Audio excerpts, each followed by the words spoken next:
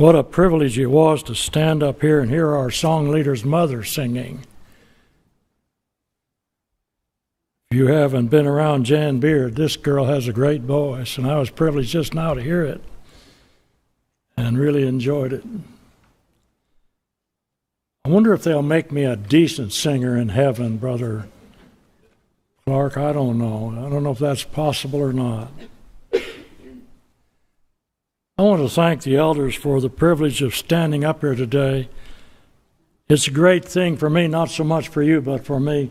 This is only the third time I've been able to stand in a pulpit all year. Two of the lectureships are the only ones I got to go to this year out of several, and none of my gospel meetings were kept, and so I had all those canceled. And so just to stand up here even was great, and to be in the pulpit. So thank you, elders, for allowing that for me. Besides that, we got so many good preachers around here. It's hard to find a time to preach anyway. And so, anyway, what can I do about that? Nothing. But I'm so grateful that you're up here. I'll draw our attention for just a few minutes this afternoon to 2 Timothy 4:21. The apostle, in writing to his son in the faith, Timothy, encouraged him, do thy diligence to come before winter. Years ago, I met a preacher named Leslie G. Thomas. I met him in Montgomery, Alabama. Got to talk to him for a little while in a living room there. But he reminded me of this verse that day we were discussing it. And Brother Thomas, for all of his preaching, this was his favorite and probably his most repeated sermon, come before winter. And I am drawing this afternoon from some of the thoughts he gave me that day. And when Brother Thomas would talk about this passage, he'd think about the one who wrote it, a prisoner in a dungeon in Rome. And then he'd think about another man in history who was a prisoner, but on the island of St. Helena. That man's name was Napoleon Bonaparte. And Brother Thomas would mention that Bonaparte was in prison because the world needed peace. But Paul was in prison because he was preaching peace to the world. Napoleon could think of the cities and the homes that he destroyed.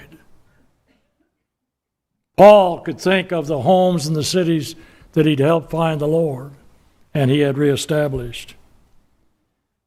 Paul could remember all of those who were blessed by his message. Napoleon, on the other hand, had shed rivers of blood trying to become a world dictator. But Paul shed his own blood for Christ's sake. Paul's wounds flowed for someone else's sake, not his own.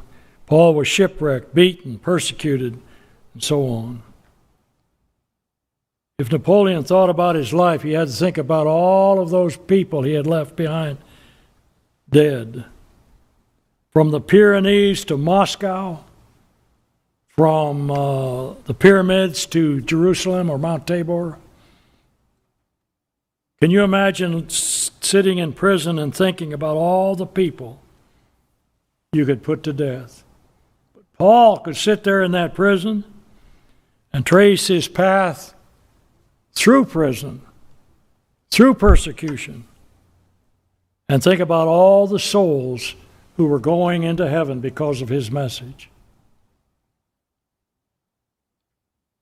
It is reported that Napoleon said toward the end of his life, sitting there in prison, he said, I love nobody, not even my own brothers. And I wonder if there's anybody in this world who loves me. Paul, on the other hand, loved all men. And from that prison in Rome, the apostle preached a message of unquenchable love and unsearchable hope. It's interesting to me that when a man nears the end of his life, He's fortunate to have a few friends on whom he could rely. Paul was fortunate. I want to mention 3 of his friends that he had when he wrote this passage, Come Before Winter. And his most important friend was his master, Jesus the Christ. Paul said of him, I know whom I have believed, and I am persuaded that he is able to keep that which I have committed unto him against that day. That's in the very same place, in the very same letter that he wrote this passage to Timothy, 2 Timothy 1:12. Paul had a good friend at the end of his life. His name was Jesus. He had another good friend. In this passage he says, only Luke is with me. The beloved physician was with him, Colossians 4:14. And 2 Timothy 4:11, look at it. Only Luke is with me. He's all by himself in prison except for Jesus and Luke. Why wouldn't he want his son in the faith to come and visit him? Come before winter, Timothy. I long to see you. And when you come, bring with you the membranae and the parchments. I understand that to mean the Old Testament scrolls and all the extant New Testament books. Bring me a Bible, Timothy, anything you can gather, but come before winter. When I think about the setting of this statement, it's a trouble to me. I mentioned earlier he was in a prison, a dungeon.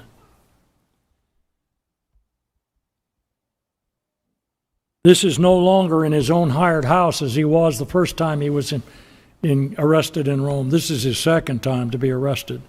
And the thing that troubles me about that, and I have to dig deep to understand it spiritually, he knew after that first imprisonment that if he went back, they'd probably put him to death. He went back anyway.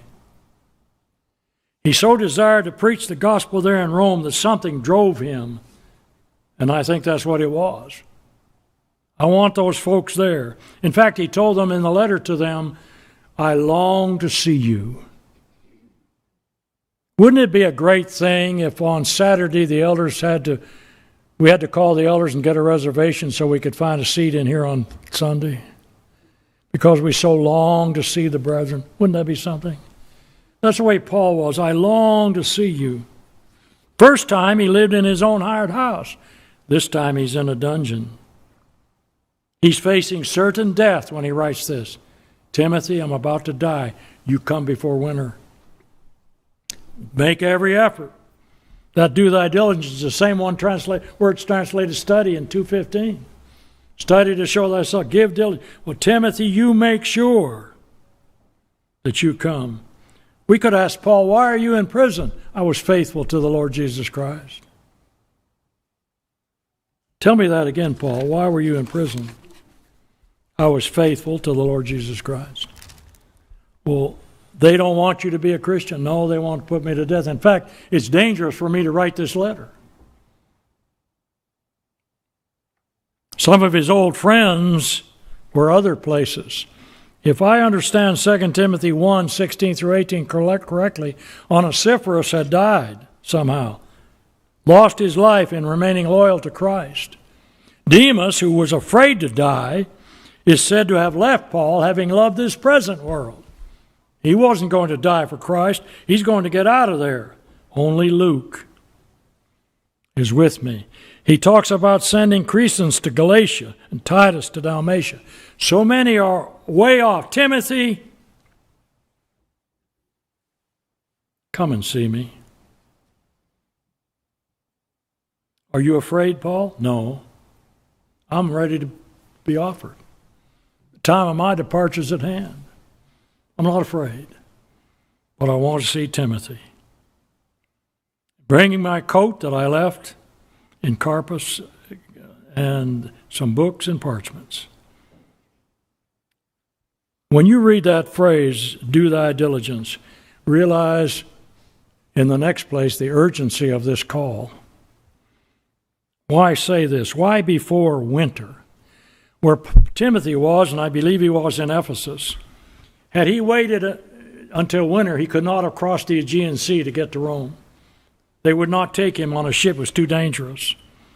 He had to make sure he got on that ship before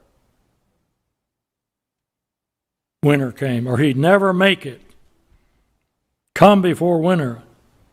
Navigation in the Mediterranean Sea itself was extremely dangerous in the winter season, if not altogether impossible. In fact, if you read Acts 27, you'll read Paul's record of what happened to them on that sea and in that dangerous time when they had a shipwreck. And also it's the case that maybe he was thinking about his imminent execution. He knows he's about to die, and so maybe that's a little bit of what he means. Timothy, you get here in a hurry or you won't see me alive. The time of my departure has come. When I read this, I like to think that Timothy started on that journey right away. When he got this letter from Paul, he said, I'm going right now. I'm going to take every advantage of this opportunity. I'm not going to miss it. And he was able to get to Rome and walk up the Appian Way, and then come to the prison and comfort Paul. I like to think that.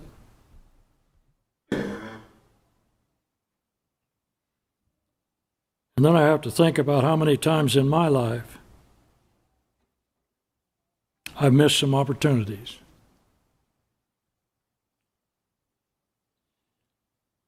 One time at South Haven, when I was preaching there, a sister said her sister was in the hospital. She had cancer. She was dying. I said, I'll go see her.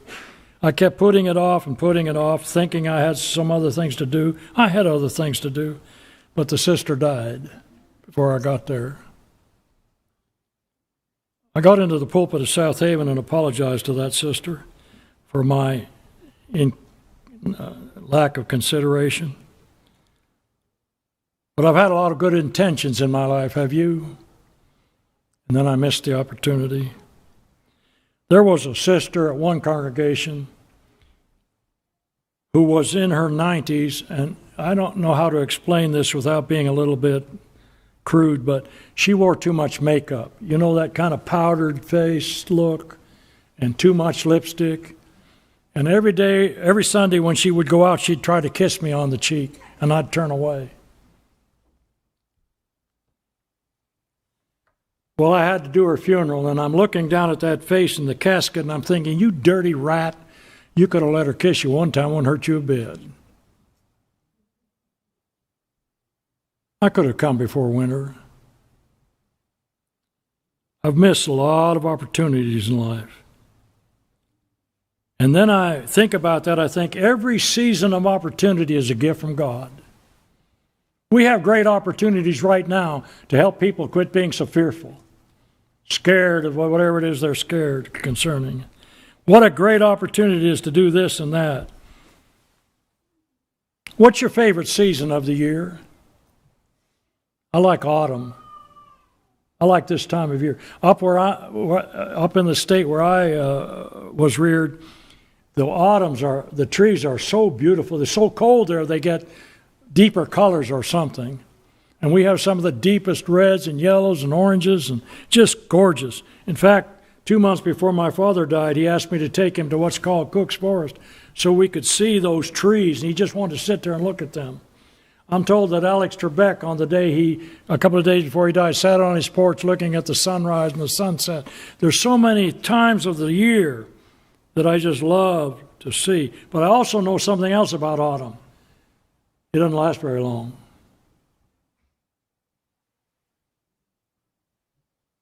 And so maybe I better get done what I need to get done right now before winter comes. A lot of voices call us in the next place. They call us right now, but they may be silent forever. How many of you know why flowers have become a tradition at a funeral? You know the background to that? It used to be, before embalming was available, the body was kept at home, and it achieves a certain problem after a day or two. And so they piled flowers on it to hold down the problem. Later on, it just became a kind of tradition to bring flowers. You suppose that person that's gone ever sees those flowers? I think maybe I should give you your flowers before it's winter. Maybe I should tell you how great you're doing before it's too late. There's a call of opportunity that comes all the time. Sometimes I just miss it.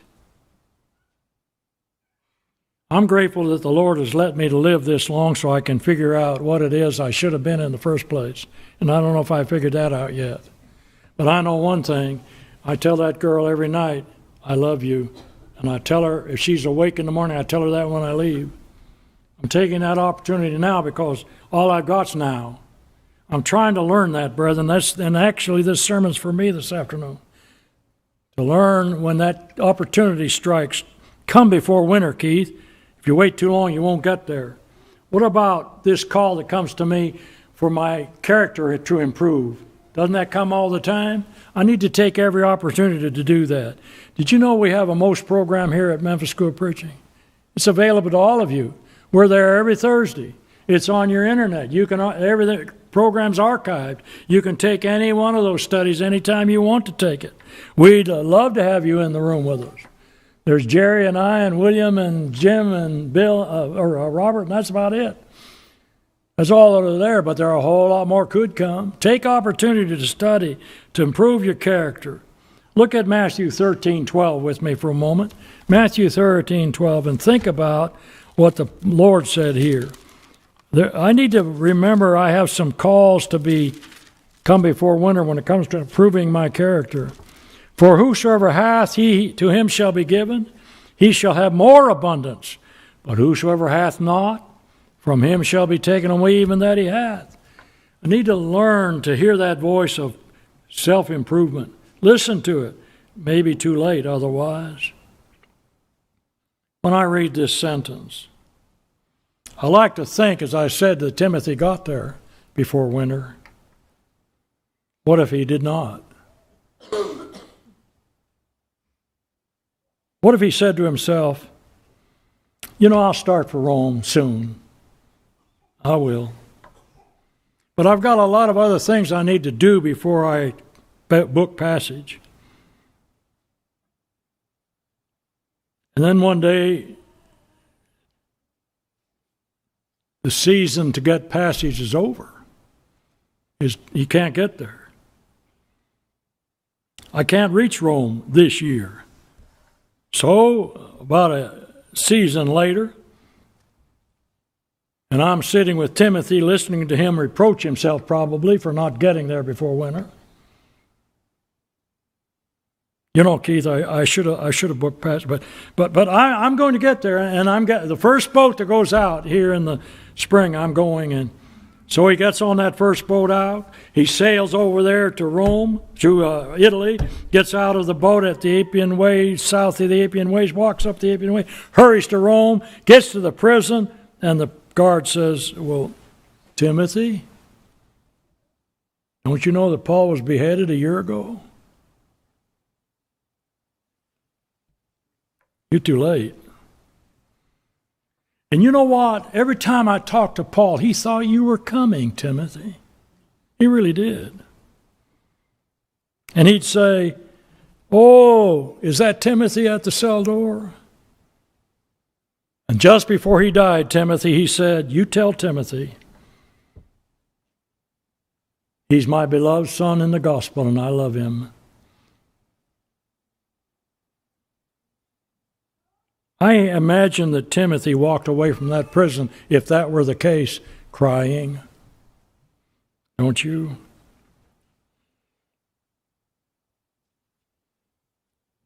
Let's go into the Garden of Gethsemane for a moment. Look at Matthew 26:40. Jesus took 3 of his disciples into the center of the garden with him, and yet he went a stone's throw away from them. And he came back and he found them sleeping.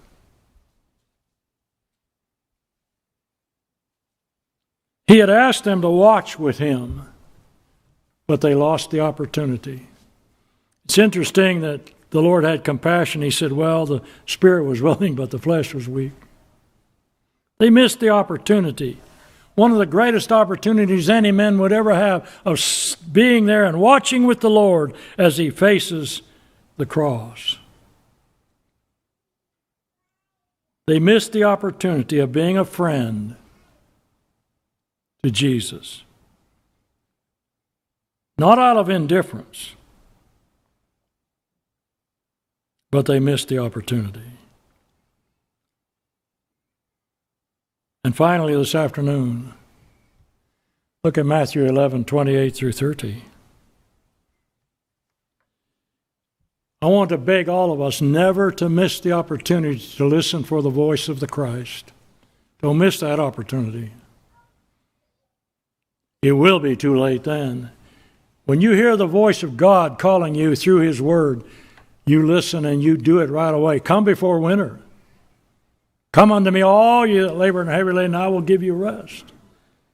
Take my yoke upon you. He means come to my school. In that day, a student was yoked to his teacher.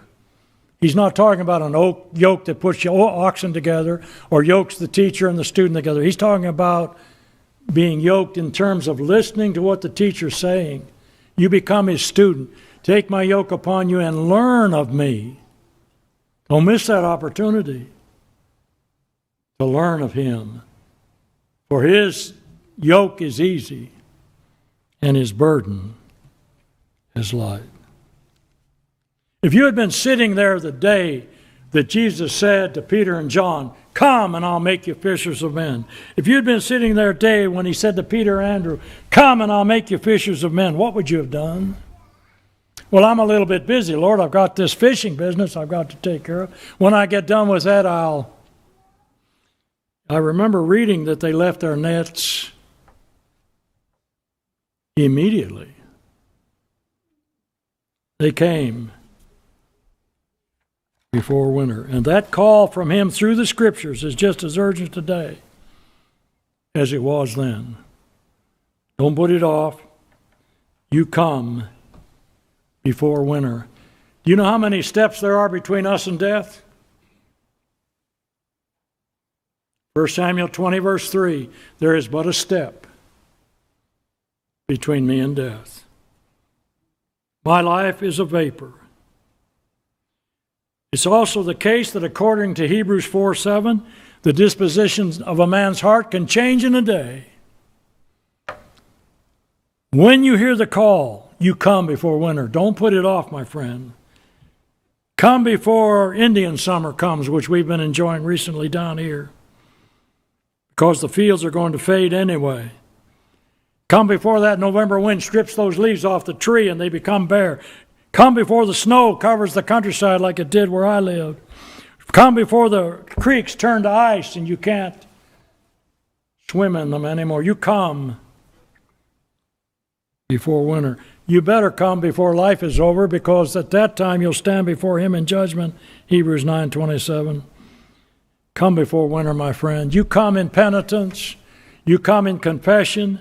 You come ready to be immersed in water, and at that point God will take away all your past sins. You come before winter, please. I beg you, come. And my friend, try to take advantage of all your opportunities right now. There's somebody you should say, I love you. I told a husband the other day, you go home and tell your wife you need her. You need her. Do it today. Come before winter, while we stand, while we sing.